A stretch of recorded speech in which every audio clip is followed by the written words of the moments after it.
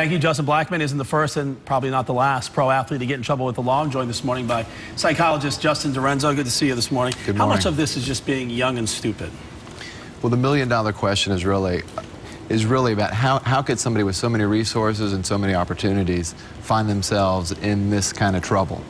And the truth is that a lot of this has to do with probably with age and probably some with fame and fortune, but there's really no specific stereotype for athletes. And the truth is that athletes really don't find themselves in more trouble than your regular citizen. Right. Wait, but you look at this case with Justin, you would think 2010 this happens, right? Right. Gets pleaded down to a lesser charge. He probably learns his lesson, thinks, you know, I never want to be in that situation again. Here he is. He's the first-round draft pick of the Jags. He's got the fame, the fortune now, well, soon-to-be fortune, right. As he's negotiating his contract. Stay out of trouble. Hey, call a cab. You know, that's the logical thing you think, but not necessarily in this case. Right. Why is that? Well, when you're young, when you're that age and you do have all those opportunities, that is the question. But the truth is, people get in trouble. People do make bad choices, and sometimes they make bad choices over and over again. But if we look at arrest records comparing athletes and the general public, 1 in 45 of the athletes get arrested a year versus 1 out of 23 in the general public. So they actually stay out of trouble.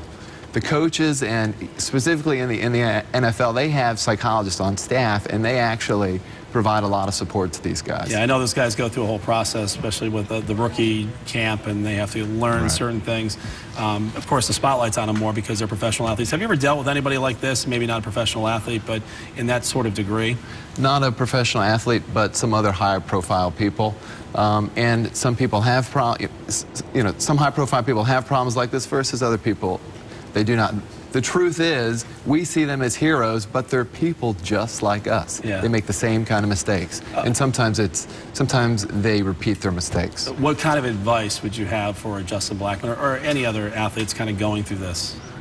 To look to the management and to their coaches and to family members for support, and to work on making better choices. It comes down to making better choices, that's for sure. Well, Justin, thanks for coming in and sharing your thoughts as well.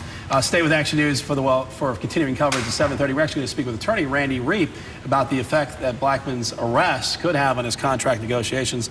That's another part of this. And at 8:30, Action Sports' Brent Martineau will join us to discuss the very latest developments. And you can get the most up-to-date information anytime at actionnewsjax.com. Tara? That leads us to our question of the day on Facebook. What do you think should happen to Justin Blackmon? Should he be suspended, fined? Should the NFL drop him?